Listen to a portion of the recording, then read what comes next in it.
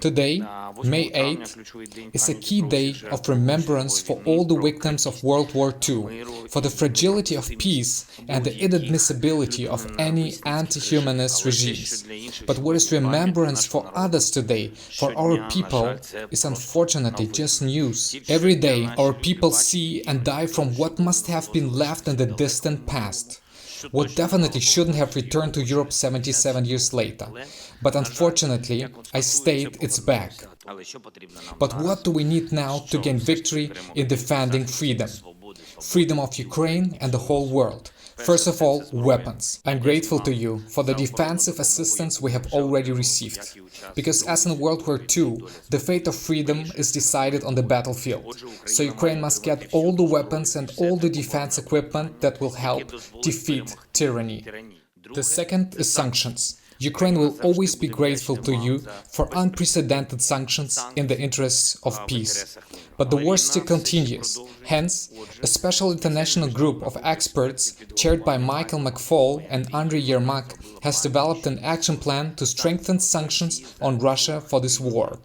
It is necessary, I beg you, to implement these sanctions and at least give your feedback. No export-import operations with Russia. As long as Russia is spending the money it has earned on destroying freedom in Ukraine and throughout Europe, the democratic world must be principled in defending itself.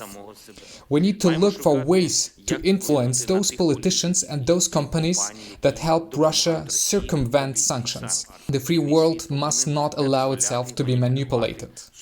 Everyone must fight against tyranny, not adapt to it. The third important point is financial support for Ukraine now and post-war reconstruction.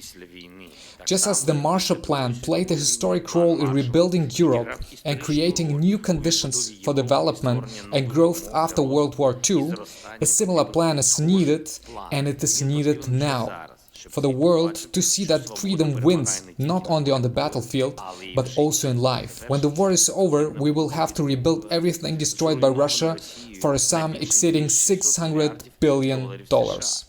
This is a lot for our state. This is not possible for Ukraine, but this is possible for you. And it's not just expenditures for you. Financial assistance to Ukraine and assistance with post-war reconstruction is the prevention of much greater losses of the free world in the future.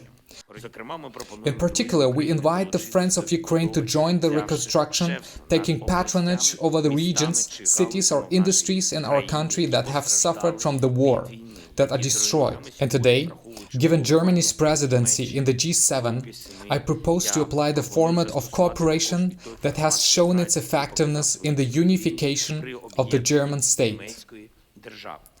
When it is clearly set who is involved in the restoration and reintegration of the normal life of each region, each city, each community, it guarantees efficiency.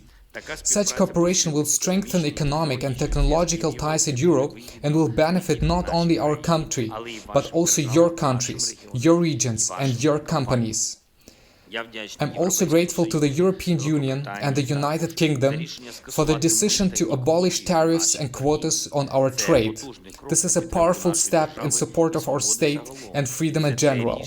And this is the decision that would be fair to expect from other partners. I appeal to all participants of the G7. It is time to remove bilateral barriers in trade. Everything that I have said now, in fact, elements of one question. The question is how long this war will last and how much destruction, how many victims Ukraine will suffer. We must do everything we can do to end the war as soon as possible with the victory of freedom. But the world is also on the verge of a food crisis because of Russia's action. So how many more millions of lives will be lost in dozens of countries in Africa and Asia as a result of food shortage and political chaos that will follow rising food prices?